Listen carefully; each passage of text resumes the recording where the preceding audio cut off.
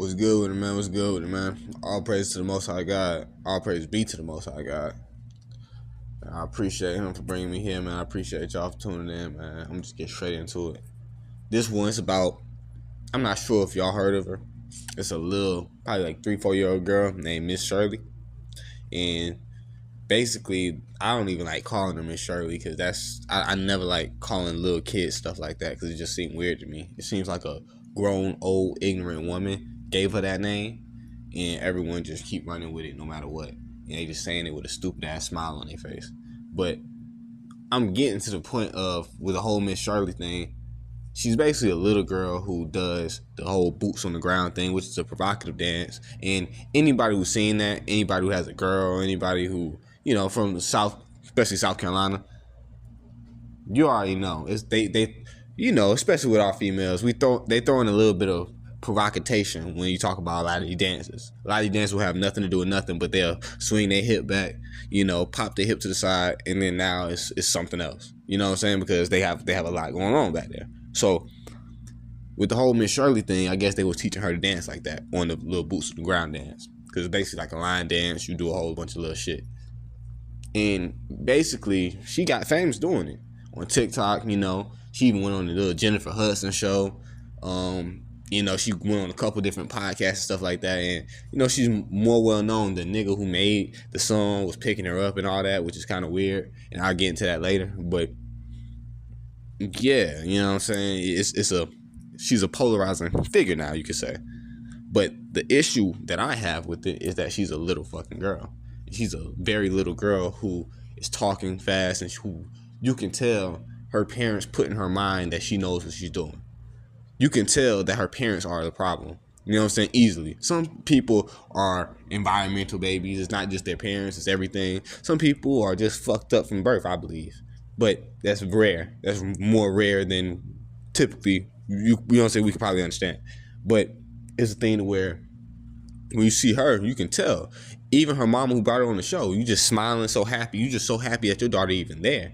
You're not even paying attention to what this could mean, not paying attention to nothing. And I seen this one skit to where someone was doing boots on the ground. Basically, it was supposed to be, I think, talking about probably Miss Shirley, and there was a grown woman with her daughter basically popping her ass, and she was like, we're gonna keep doing it. Her dad was basically telling her, the man was basically telling her, like, hey, stop, this is crazy. But I think it was a skit, but this is the reality for somebody. And this is the reality for a lot of people. And this is what I say about these industries, and even Aaliyah, and like how we talk about a lot of these predators out here. I wholeheartedly am one of those people that if you preying on kids, or you preying on teenagers to try to have sex with them and try to do all these types of nefarious business and try to do all that, I personally believe you should be brought up on charges, and probably something worse should happen to you. Definitely something worse should happen to you. But one thing I'm an advocate for, because I am a grown man who wants to protect my family, who wants to protect the people I love, and I think like this. And one thing I'm an advocate for is also getting on the people who are around it. If a 16-year-old girl is meeting up with a 25-year-old man, it's a lot of questions I'm asking. 25-year-old man, who are you, what you got going on, and where do you live, so we can just go ahead and bring you up on charges. You already know you're wrong. We don't really have to get into too much of why you're wrong. You know it. Everyone knows it. Even the little girl you talk to, she kind of knows it. So get you up out of here. Pack you up quickly. Put you in the blunt. Boom. Now, everyone around it, that little girl parents, mother and father, how did your 15-year-old girl get so comfortable talking to a grown man online without y'all having any inkling of it? How did this happen? Like, how did this happen? Let's not just come to a conclusion and say something. Let's break it down and look at the evidence. And when we look at the evidence, see how it happened, we can clearly see that these niggas wasn't watching her. These niggas didn't really give a fuck about her. The problem in our community is, and this is something I've experienced, is we have bare minimum bullshit mentalities. Like, I will say, with our men, we just hope our kids don't become gay. We just hope our kids don't become gay, and they don't become broke pussy niggas out here asking for shit. That's a very, very, very, very, very bare minimum mentality. A very bare minimum mentality. You talking about trying to build a community, and that's the men. You know what I'm saying? That's the mentality most men have for their children. And I'm not gonna say every man or most men, but I'll say men who aren't in the households. That's the mentality most men who aren't in the households have for their children, and a lot of that is going on. You know what I'm saying? Men who are in the households, that differs depending on your upbringing and a lot of different shit. So we're not even getting to that. That's a different conversation. But even I can say with our mothers, a lot of times, because our mothers are the one raising us, they have a little higher expectations for us because they can see, okay, he can do this, he can do that. I just hope he survives. But even that, you just hope your sons graduate high school. You just hope your sons graduate college. You just hope your son get a good job and start a family. That's bullshit. And most people can't understand it. Most people just hope that their sons and daughters just have good jobs and start families and you know, just do a whole bunch of little bullshit, go on trips and little fuck shit like that. Like, that's all cool and dandy, but who does that do anything for? You have to understand, a lot of times, and this is one thing we have to understand. I'm an adult, and most people who are an adult, this is why adulthood is kind of harder for us than it was for our parents. And our parents are gonna say shit like, "How is adulthood harder?" I'm gonna say adulthood is harder. Not my life is harder because of the choices I made. No, adulthood is harder because of many reasons. It's the economy, that's one. Two, it's the social situation, which is just 10 times worse than what it was 20, 30 years ago. And then you have the internet, which makes getting money easier, but the economy shit, so it kind of evens that out. But also, the internet distracts you. That's one thing our parents didn't have to deal with. We don't even know if they would have became the people they became if the internet. Like, imagine if the internet was around in the 90s and 80s, when niggas were doing all that Freaknik and all that. Imagine the type of the type of motherfucker who go to Freaknik and all that, fucking bitches on top of cars in front of everybody. You know what I'm saying? That's the same motherfucker who's sitting here telling you that his life was so hard and that this is the nigga who, you know what I'm saying, that he can persevere through anything. And I'm not saying that nigga can't persevere through anything. What I'm saying is, if that nigga grew up with the tablet in his hand, like these tablet kids, or that nigga grew up with Instagram, like we did, then that nigga would not be the nigga we see today. But that's beyond the point. My point is that a lot of these parents, fathers, mothers, sisters, aunties, cousins, uncles, nephews, whatever, family members, a lot of them are to blame for all this, because the one thing about it is, when you get to the whole situation of how the kid turns out and what the kid is accepted by, what's accepted by the kid, it's because of the parents are giving it to them, you know? And if the parents stop giving the kid this stupid shit, if the parents raise their expectation for the kid, if the parent says, I'm not gonna let my kid be a degenerate piece of shit who just twerks their ass, then, or a degenerate piece of shit who just lives to fuck bitches, then, you know, it would be a whole different situation. It would be a whole different thing that we're in. And bringing it back to Miss Shirley. Miss Shirley is a little ass kid. I don't even like calling her that. This is a little ass kid. Not even just like a little ass kid, like she's 5 or 6. No, this is like 4 or 3. This was an infant, like like a toddler, like a little baby a year or two ago. And people are watching this girl pop ass.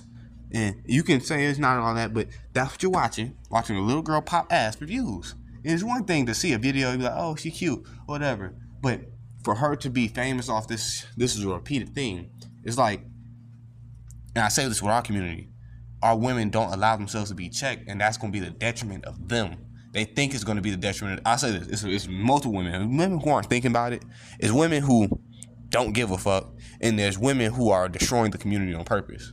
And the women who are destroying the community on purpose, they're thinking that it's going to destroy us. That's the only reason they're doing it. They want to destroy us, a lot of them. Some of them don't give a fuck about nothing, and they just want their own pleasure so bad that they're willing to destroy themselves and us. And I'm saying us, not grouping all black men. I'm just saying us in the situation of the community. Because one thing about destroying the community, they feel like what they're going to do is they think they're going to destroy black men. The problem is, most people don't understand how communities, nations, and things like that work. They just bullshit and read what someone else say. They don't actually study and look at the shit themselves. And when you study and look at the shit yourselves, the nation is the men. No matter what you're talking about, the nation is the men. This is why when nations are trying to destroy other nations, they kill the men and fuck the women. Because what happens is, my children, which is a man from my seed, will come out this woman. And when he comes out this woman, he'll mate with this nigga daughter who is a seed of his. And then they'll create another seed that's of both of us. So it's a thing to where now my nation is getting built by our sons, not by your sons, you know? And anyone who read the Bible, anyone who knows history, anyone who knows anything about war, anything like that, we all know that because you know who the fighters are. The warriors are the men who, you know, of able body, you know, the sons of the conquerors, the sons of the people who are being conquered, the people who have the stake to lose, you know what I'm saying? The people who, once we get captured, once this war over and we lose, we're going to be the niggas working enslaved to death. We're going to be the niggas getting their head cut off. We're going to be the niggas who are getting made examples of because they have to destroy the seed of the other, you know what I'm saying, first. So bringing it back to the community, you can't destroy the community until you destroy the seed of the father. The seed of the father is the seed of our forefather, whether you want to say Jacob and Abraham, whether you want to say some nigga from Africa. But, you know, this is the seed of our forefather, and we are the seeds of our forefather. So they trying to destroy us because they understand, they part of them don't understand that they have to destroy us to destroy the community, but they do understand that, but they don't fully understand that. That's why they destroy the community in hopes of destroying us. They know it's intertwined, but they don't know how to actually get to it, you know, and they can't destroy us. You know, God's with us.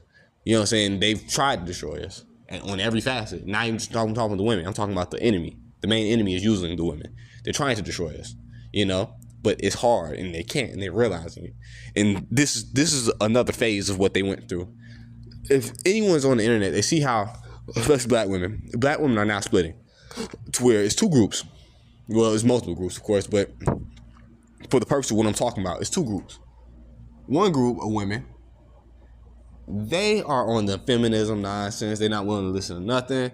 Any new talking point that is derogatory towards black men, that they can destroy black men with, and they can try to justify their wrongdoings with, they'll use. And we all see those. Those are all over the internet. It's aggravating to see them. When you see them talk about their talking points, you can see them take a deep breath and start getting this weird look in their face, and it's like you don't even believe what you're saying. You just know you're being a destructive little bitch demon who can't, you know what I'm saying, who no one's willing to step out their way and hurt. You know what I'm saying? Because you're destruction. But then it's the other one. The other one who, well, it's three really, but I'll get into that. The other one who understands that things are an issue. They understand what the issues are. They understand that, hell, it's a lot of their sisters who are doing a lot of the bullshit and blaming men. And men got a lot of a bad rap because of bullshit. But it's a thing to where it's not the reality, and they understand that, but they're not willing to speak against it. So now they are supporting these women without trying to support these women, you know? And that's what you have, like I said, with the Miss Shirley thing. It's a lot of women who are now aggravated at men for speaking up for that little girl when they're supposed to be the one speaking up for little girls. They always talk about how men are preying on girls and men are preying on women, but they are trying to exploit this little girl just for what? I don't know. But that's just it, man. I appreciate it, man. I ain't about to get into it too long. You know I go all day with this shit, but that Miss Shirley shit is very aggravating. That Miss Shirley shit is very sick to see, especially when it's our community sponsoring it. It's no one else. It's just us, men and women, sponsoring it, but women mainly protecting it because not even because they care for it, just because they're so against us, you know. But that's it, man. I appreciate you, man. I'll pray to be to the most I got. Thank you for everything. Thank you for love. Thank you for passion. Thank you for, you know what I'm saying, everything you give me, my God. And I thank him for y'all tuning in, man. I appreciate it, man. Y'all have a good one.